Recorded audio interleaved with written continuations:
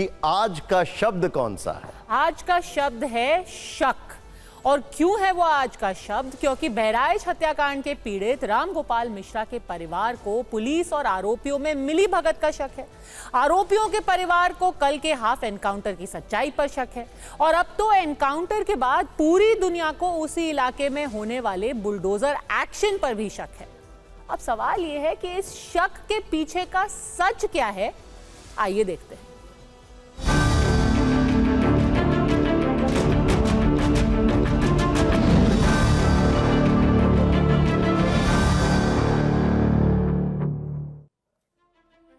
तो आखिर क्यों अचानक से बहराइच में हर चीज को शक की निगाह से देखा जा रहा है?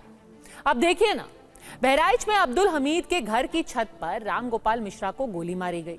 वीडियो सामने है, लेकिन आरोपियों के वकील का कहना है कि गोली अब्दुल एंड फैमिली ने ही चलाई। इस बात का क्या सबूत है? आरोपों पर हमें शक है। आरोपियों को एनकाउंटर के बाद पकड़ा गया है, बाकायदा इसका भी वीडियो है, लेकिन इस एनकाउंटर पर दोनों ही पक्षों को शक है, आरोपी को भी और पीड़ित परिवार को भी। और अब जब इसी महाराजगंज कस्बे में कुछ दीवारों पर लाल निशान की बात सामने आई है, तो लोगों ने यह भी शक जता दिया कि यह तो बदले की कार्रवाई है। पर कितना सही है यह शक, आइए आपको एक एक करके बताते हैं। सबसे पहले ये तस्वीर देखिए बहराइच के महाराजगंज इलाके की। यहां इन दिनों घरों की दीवारों पर लगे हुए हैं लाल निशान, यानी कि रेड क्रॉस, और ये सुर्खियों में है। दावे के मुताबिक लाल निशान वाले ये घर बुलडोजर के टारगेट हो सकते हैं। हर जुबान पर यही चर्चा है कि बाबा का बुलडोजर कभी भी यहां दस्तक दे सकता है, कभी भी आरोपी अब्दुल हमीद का घर जमींदोज हो सकता है। मृतक रामगोपाल मिश्र का परिवार तो पहले दिन से ही आरोपियों के एनकाउंटर और उनके घर पर बुलडोजर चलाने की मांग कर रहा है। ऐसे में जैसे ही इन रेड क्रॉस की खबर फैली, वैसे ही एक तबका था जिसने दोबारा बदले के बुलडोजर का नैरेटिव फैलाना शुरू कर दिया। तो क्या 13 अक्टूबर की हिंसा के बाद उसके अपराधियों को सजा देने के लिए ये रेड क्रॉस लगाए गए हैं? इसकी जमीनी सच्चाई देखने से पहले आप लाल निशान वाले घरों का सफेद सच भी देख लीजिए। तो सच ये है कि बहराइच के महाराजगंज कस्बे में सिर्फ अब्दुल हमीद के घर के पास ही नहीं, बल्कि कई मकानों और दुकानों पर ये लाल निशान लगाए गए हैं। ऐसे घरों और दुकानों की संख्या 23 के करीब बताई जा रही है।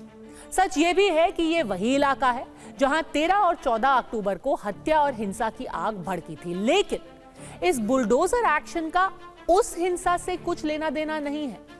अगर बुलडोजर एक्शन हुआ तो उसकी वजह है अतिक्रमण, और इस अतिक्रमण को हटाने की तैयारी पिछले 1 साल से चल रही है, जिसमें हिंदू और मुसलमान दोनों ही समुदायों के लोग और उनके घर शामिल हैं। सबसे बड़ी बात तो यह है कि जिस लाल निशान को लेकर कुछ लोग लाल पीले हो रहे हैं, उन रेड क्रॉस को पीडब्ल्यूडी विभाग ने 1 साल पहले ही इन दीवारों पे लगा दिया था। जिस सड़क पर मैं खड़ा हूं, यह सड़क पीडब्ल्यूडी यानी लोक निर्माण विभाग के अंतर्गत आती है, और इस सड़क के दोनों तरफ इस तरह की दुकानें आपको नजर आएंगी जहां पर पुलिस बलों को इस वक्त तैनात किया गया है।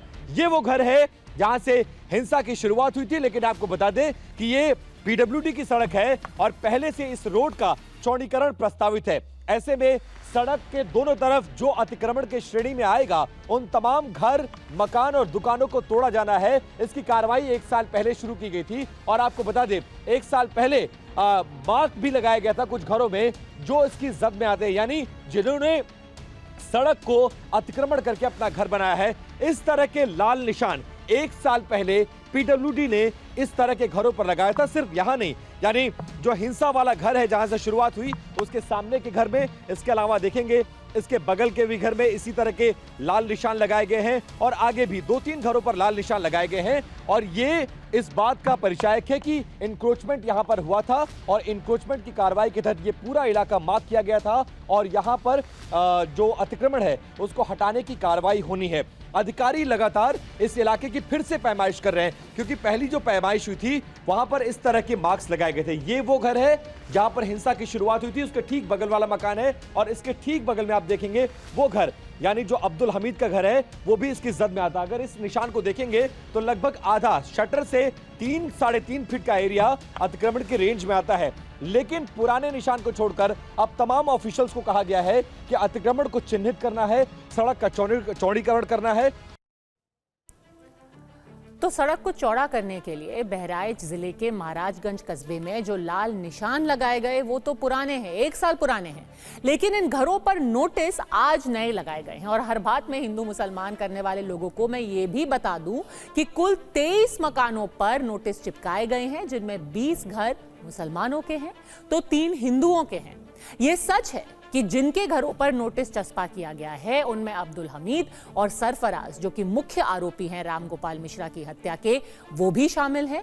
पर उनके साथ साथ मनु राम प्रसाद, ननकऊ राम प्रसाद और पप्पू राम प्रसाद के घर पर भी नोटिस चिपकाया गया है।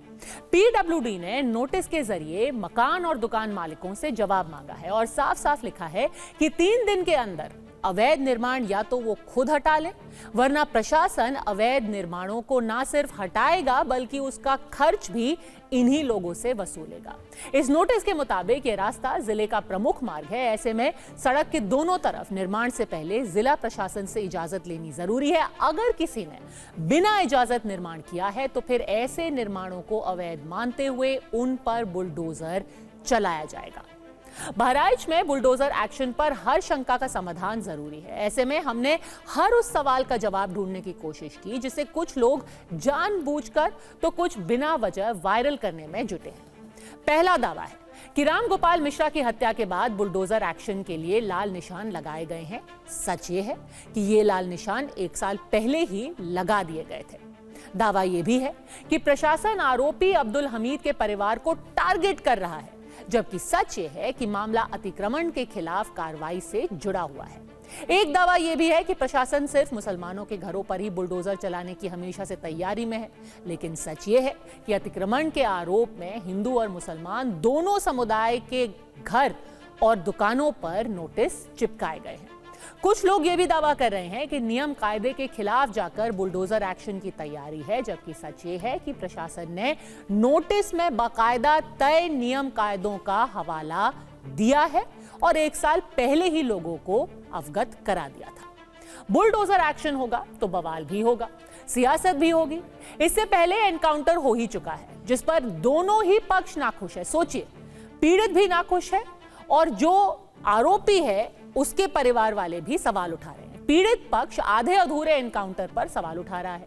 जाहिर है इस सवाल की वजह लीगल नहीं बल्कि इमोशन है। राम गोपाल मिश्र की पत्नी से लेकर पिता तक हर कोई पुलिस प्रशासन पर एनकाउंटर का नाटक करने और आरोपियों से मिले होने तक का आरोप लगा रहा है। राम गोपाल की पत्नी का आरोप है कि पुलिस ने आरोपी अब्दुल हमीद के परिवार से घूस ले ली है।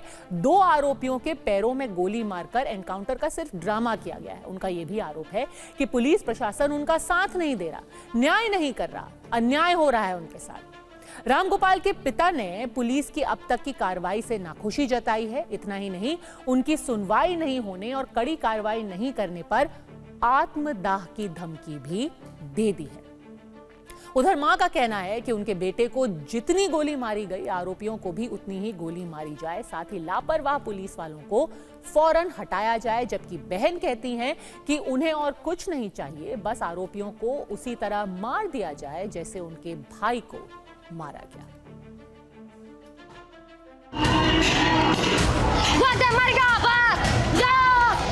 हम न्याय मांग रहे हैं, जो न्याय हमें मिल नहीं रहा है। पुलिस प्रशासन हमें न्याय नहीं दिला रही है। वो लोग घूस ले लिए हैं, उन्हें पकड़े तो ज़रूर हैं लेकिन उन्हें मारा नहीं गया है। हम लोगों को दिखा दिया गया है कि पैर पे गोली मारी गई है, लेकिन इंसाफ हमारे साथ नहीं हो रहा है। पुलिस प्रशासन हमारे साथ बहुत अन्याय कर रही है। साहब, जो कार्रवाई भई थी हमका संतुष्टि नहीं है। अगर हमारी सुनवाई न हुई तो हम लोग आत्मदाह के लगे।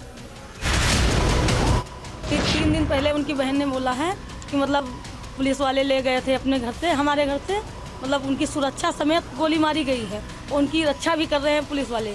हल्दी पुलिस की मतलब ये जानासाजी है। हम ये कहना चाहते हैं कि उनको भी उसी तरीके से मारा जाए जैसे मेरा भाई मरा। पुलिस क्या, हाँ पुलिस खड़ी रही, पुलिस पैसा बांधे, फिर जितनी गोली हमरे लड़का के लागी, जितना मारी नहीं उतना वो मारा जाए। रामगोपाल मिश्रा का परिवार पीड़ित जरूर है, पर क्या कोई भी शख्स सरकार से ये डिमांड कर सकता है कि आप कानून के दायरे से बाहर जाकर के किसी भी आरोपी की हत्या कर दे, उनका एनकाउंटर कर दे? पुलिस प्रशासन के लिए अब आगे कुआं पीछे खाई वाली स्थिति हो गई है। जितनी कार्रवाई की उससे पीड़ित परिवार संतुष्ट नहीं है, और जो कार्रवाई की उससे आरोपी का परिवार असंतुष्ट है। मुख्य आरोपी अब्दुल हमीद की बेटी रुखसार को अपने पति और देवर की चिंता है। उनका आरोप है कि इस केस से उनका कोई लेना देना नहीं है, फिर भी उन्हें पुलिस ने हिरासत में ले लिया, यानी कि उनके पति को, देवर को, पिता को, सबको पुलिस ने उठा लिया है। रुखसार ने अपने पति और देवर के फर्जी एनकाउंटर का अंदेशा जताया है, जबकि भाई सरफराज के एनकाउंटर को भी फेक बता दिया है।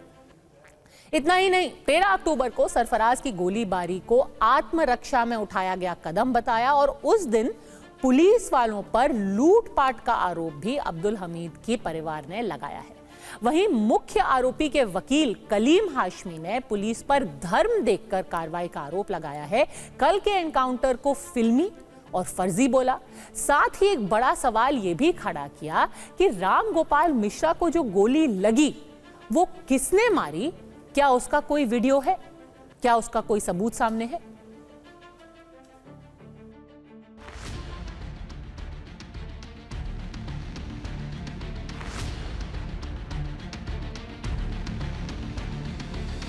शाम से 14 तारीख से आज 18 तारीख हो गई, ना उनका कहीं कुछ दिखाया जा रहा, ना कुछ उनका पता है, ना मेरे देवर का, ना मेरे शौहर का। और हमें ये डर है कि उनका भी फर्जी इनकाउंटर किया जाएगा। वहाँ निशान गाड़ा, वहाँ से इनकी गिरफ्तारी हुई है, लेकिन दिखाया कल जा रहा है, जबकि गिरफ्तारी परसों शाम को 4 बजे हुई है। तो आप ये आरोप लगा रही हैं कि गिरफ्तार करके एनकाउंटर किया गया है? जी, गिरफ्तार करके फिर इनकाउंटर किया गया है। अपने आप को बचाने के लिए उसने फायरिंग करी थी, वो एक अनहोनी हुई थी। उसमें उसने जानबूझ के उसको नहीं मारा था, वो एक अनहोनी थी। हजारों की भीड़ जब घर में घुसेगी तो अचानक से 4 आदमी क्या करेंगे घर के अंदर, प्लस लेडीज भी मौजूद है। तरीके से मेन इस वक्त मामला फंसा हुआ है कि जो गिरफ्तारी दिखाई गई और वो इनकाउंटर दिखाया गया, 100% फर्जी है इनकाउंटर। जो उसकी गिरफ्तार शुदा लोग हैं, चुटहिल हैं, उनके घर वालों ने और रुखसार ने जो बताया पूरी बात कि वो पहले से ही उनको उठा लिया गया था, और उसके उठाने की खबर रात से ही पहले वायरल थी। ये बात सच है कि 13 अक्टूबर को जो बहराइच में हुआ उसमें पुलिस की लापरवाही जरूर हुई है। ना पत्थरबाजी होनी चाहिए थी, ना उसके पहले दोनों पक्षों में झड़प होनी चाहिए थी, और अब तक की जांच में इसी लापरवाही की बात सामने आई है। पत्थरबाजों पर लगाम लगाने की जगह सीओ रुपेंद्र गौड़ दुकान का शटर बंद करके छिप गए, ऐसा सूत्र हमें बता रहे हैं। पीएसी भी हालात संभालने में नाकाम रही, जिसके कारण आगजनी और तोड़फोड़ हुई। सूत्रों के मुताबिक मुख्यमंत्री को सौंपी गई रिपोर्ट में ये सब बातें रखी गई हैं, जिसके बाद सीओ रुपेंद्र गौड़ को पहले निलंबित किया गया और अब उन पर विभागीय कार्रवाई भी होने वाली है। लापरवाही बरतने वालों पर सख्त कार्रवाई होनी चाहिए, इसमें कोई शक नहीं है। दोषियों पर कानून का डंडा भी चलना चाहिए। लेकिन अब जरा यह भी देखिए कि कैसे बहराइच में पहले एनकाउंटर और अब बुलडोजर एक्शन की आशंका पर पॉलिटिक्स नॉनस्टॉप है।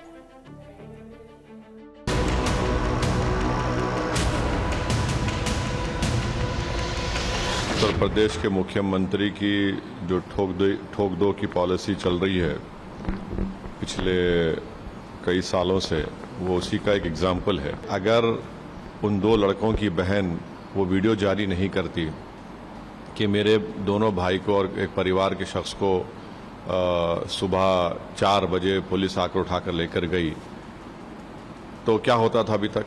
और दूसरा है कि पुलिस को ये बताना चाहिए था कि उनको अरेस्ट बताना चाहिए था, अरेस्ट भी नहीं बताए। हमारी सरकार अपराध और अपराधियों के प्रति कठोर नीति के साथ काम कर रही है। जो भी अपराधी हैं, इस प्रकार की घटनाओं में जिनकी भी संलिप्तता है, सरकार पूरी तत्परता के साथ उनके खिलाफ कार्रवाई करेगी। प्रदेश की पुलिस भी इस घटना की जिम्मेदार जवाबदेह है, इसलिए उत्तर प्रदेश की पुलिस से निष्पक्ष जांच की संभावना नहीं है।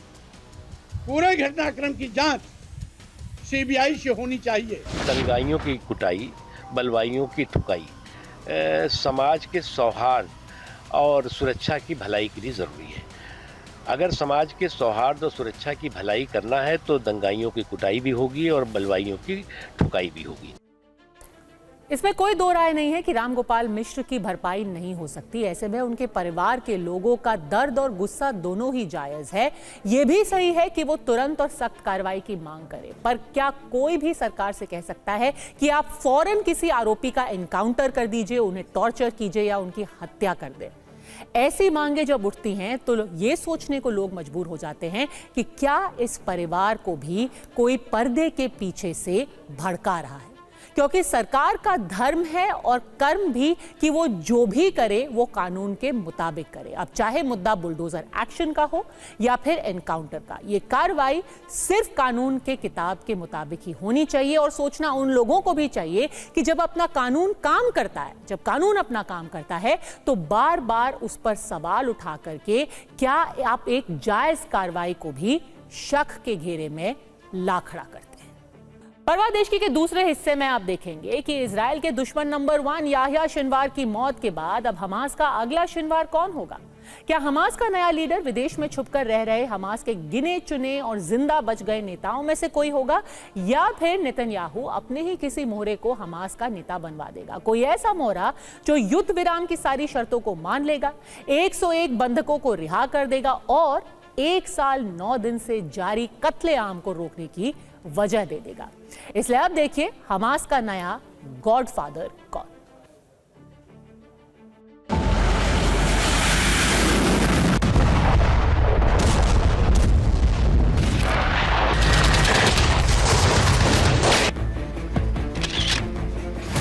दक्षिणी गाजा के ताल अल सुल्तान में इस्राएली सेना ने टैंक उतार दिए, पूरे इलाके को खंडर बना दिया गया। आईडीएफ के ड्रोन हमास के जिंदा बचे लड़ाकों को ढूंढ रहे थे। ऐसी ही खंडर हो चुकी इमारत में इजराइल का एक सर्विलांस ड्रोन दाखिल हुआ। बालकनी से होता हुआ ड्रोन ड्राइंग रूम और फिर अंदर के कमरे तक पहुंचा। इमारत से उठता धुआं और धूल बता रही थी कि इजराइल की सेना ने इसे अभी अभी तबाह किया है।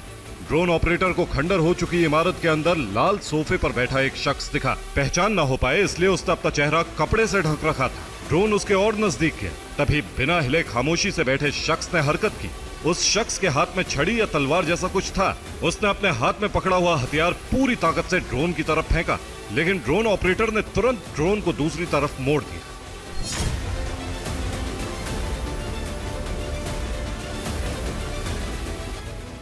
खंडर में हमास के एक और लड़ाके का पता चलने के बाद इजरायली सेना के टैंकों ने इस इमारत पर फिर बारूद बरसाया। इसके बाद इजरायली सेना तबाह हो चुके खंडर में दाखिल हुई और वहां जो लाश मिली उसने इजरायली सैनिकों को भी हैरान कर दिया।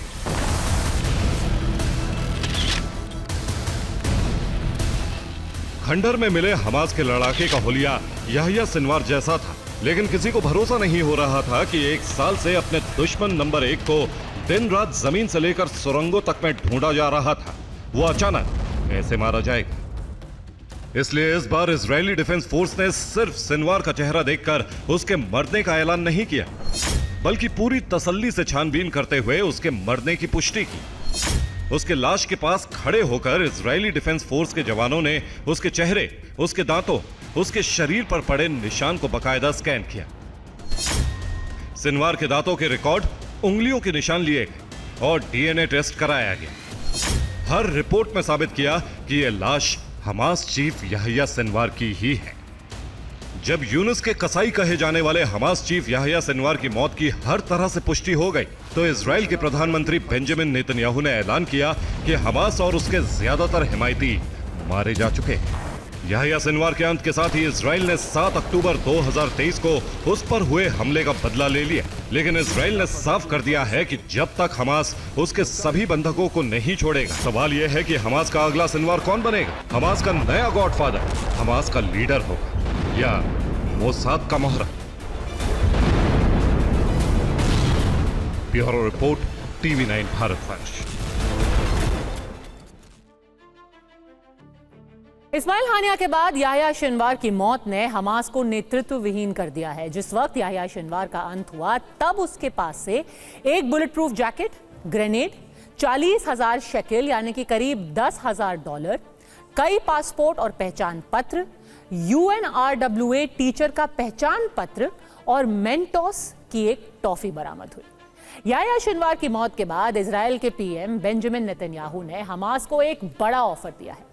उन्होंने कहा कि यह युद्ध कल ही खत्म हो सकता है, शर्त बस इतनी है कि हमास अपने हथियार डाल दे और बंधकों को रिहा कर दे। अब सवाल यह है कि हमास की ओर से इजराइल के सीज फायर का समझौता आखिर करेगा कौन? जिंदा बचा हमास का कोई बड़ा नेता या हमास में इजराइल का ही कोई मोहरा?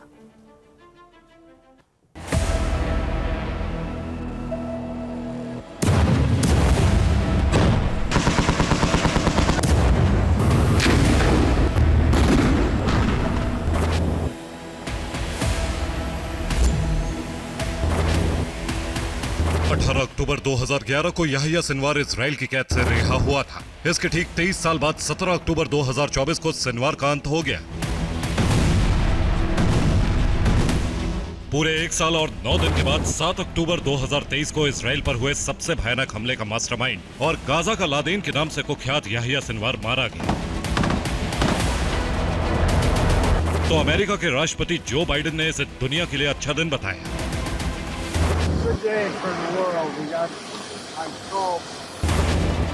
याह्या सिनवार की मौत के बाद अमेरिका की उपराष्ट्रपति कमला हैरिस ने कहा कि यह गाजा में युद्ध खत्म करने का मौका है। लेकिन सबको इंतजार बेंजामिन नेतन्याहू के ऐलान का था। क्या सिनवार की मौत के बाद युद्ध रुकेगा? नेतन्याहू ने भी कहा यह युद्ध 24 घंटे में खत्म हो सकता है। यह युद्ध कल समाप्त हो सकता है। शर्त यह है कि हमास हथियार डाल दे और बंधकों को रिहा कर दिया जाए। लेकिन सवाल यह है कि इस शर्त को अमल में कौन लाएगा? हमास में अब इजराइल के सामने हथियार डालने का निर्णय लेगा कौन? क्योंकि पहले इस्माइल हानिया और अब याह्या सिनवार की मौत के बाद हमास पूरी तरह लीडरलेस यानी नेतृत्वहीन हो गया है। हमास की कमान किसके हाथ में जा सकती है यह आपको बताएंगे, लेकिन उससे पहले बेंजामिन नेतन्याहू के बयान की एक और जरूरी बात ध्यान से सुनिए।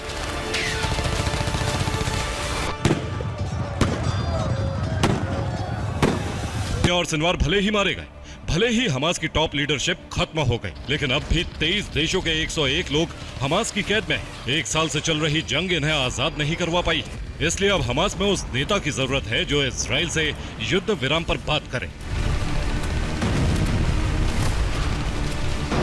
सवाल यह है कि हमास में अभी कोई ऐसा नेता बाकी है या खुद नेतन्याहू अपने किसी मोहरे को हमास का नेता बनवाने वाले हैं?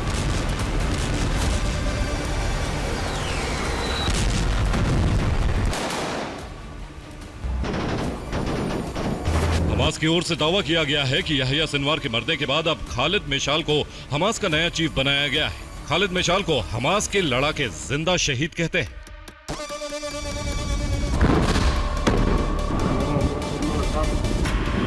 कहा जाता है कि मोसाद ने जॉर्डन में खालिद मशाल को खतरनाक जहर देकर मारने की कोशिश की थी। खालिद मशाल मौत के मुंह में पहुंच ही गया था, लेकिन मोसाद का राज खुल गया और जॉर्डन ने तुरंत उस जहर का एंटीडोट देने या फिर हमले के लिए तैयार रहने की धमकी दे दी। इजराइल ने कभी ये तो नहीं माना कि खालिद मशाल को उसके एजेंट्स ने जहर दिया, लेकिन तब इजराइल को खालिद मशाल की जान बचानी पड़ी थी। खालिद मिशाल को याह्या सिनवार का बेहद करीबी माना जाता है। खालिद मिशाल 1996 से 2017 तक 21 साल तक हमास की राजनीतिक विंग का चीफ रह चुका है। लेकिन युद्ध शुरू होने के बाद से खालिद मिशाल अपनी जान बचाने के लिए अरब देशों में छिपा हुआ है। खालिद मिशाल के तुर्की में होने का दावा किया गया है। लेकिन खालिद मशाल अकेला नहीं है जिसकी हमास पर दावेदारी है। इस लिस्ट में खलील अल हैया का नाम भी है। खलील अल हैया हमास का डिप्टी चीफ रहा है। 2007 में इजराइल ने खलील अल हैया की हत्या का प्रयास किया था, लेकिन वो बच गए। आईडीएफ ने गाजा में खलील अल हैया के घर को तबाह कर दिया। उसके परिवार के कई लोग मारे गए, लेकिन इजराइल अब तक खलील अल हैया को खत्म नहीं कर सका है। खलील हैया ने कतर में शरण ले रखी।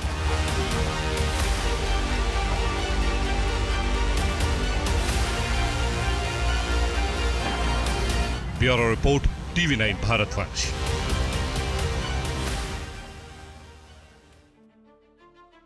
याह्या सिनवार की मौत के दावे पर अब हमास का बयान भी सामने आ गया है। हमास की ओर से खलील अल हया ने कहा है कि गाजा में रखे गए बंधकों को तब तक नहीं छोड़ा जाएगा जब तक इजराइल गाजा में हमलों को रोकता नहीं है। यानी इतनी हिंसा के बाद भी युद्ध विराम का सवाल वही का वही है। 1 साल 9 दिन से जारी जंग में इजराइल ने गाजा को कब्रिस्तान जैसा बना दिया, लेकिन आईडीएफ अभी तक इन बंधकों को छुड़वा नहीं सकी है। अब देखिए कि अगर इजराइल के लिए ये काम कोई कर सकता है तो वो हमास के कौन से नेता है।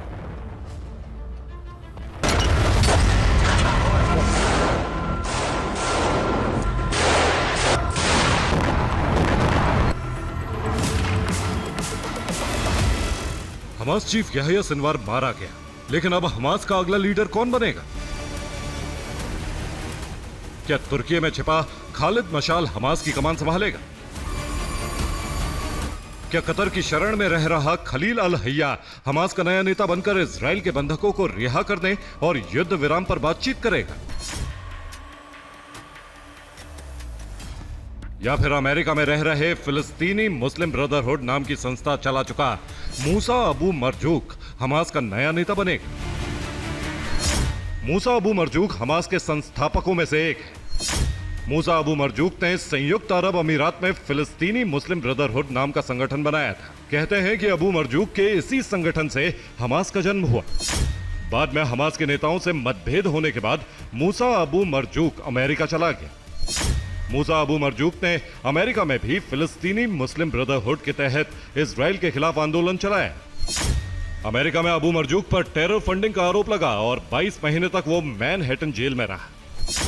सजा पूरी होने के बाद अमेरिका ने मूसा अबू मरजूक को जॉर्डन में डिपोर्ट कर दिया था। खालिद मशाल, खलील अल हया, मूसा अबू मरजूक या कोई और? अब हमास का नया नेता कौन होगा? हमास के वो चंद जिंदा बचे नेता जो हमास की टॉप लीडर में रह चुके हैं, उनमें से अब कोई भी गाजा में नहीं।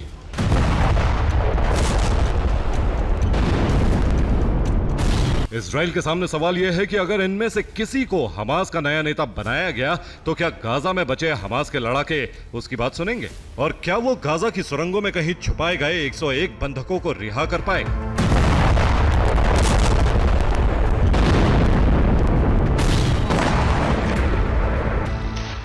इसलिए यह भी हो सकता है कि अब इजराइल गाजा में हमास का लड़ाका रह चुके किसी ऐसे शख्स को हमास का नेता बनवा दे जो उसके इशारे पर काम करे और ये युद्ध विराम हो सके। Bureau report, TV9 भारतवंश।